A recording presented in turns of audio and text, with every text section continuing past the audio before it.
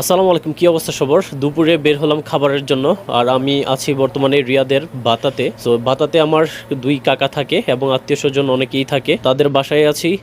আর দুপুরবেলা বের হলাম খাবার খাওয়ার জন্য। আসলে মক্কা এবং রিয়াদের এই দুইটার মধ্যে যদি আমি পার্থক্যের কথা চিন্তা করি, তাহলে আমার কাছে মনে হয় যে রিয়াদে যে লাইফ স্টাইলটা বা আপনি লাইফ যে এনজয় করবেন এই জিনিসটা অনেকটাই সহজ মক্কা থেকে।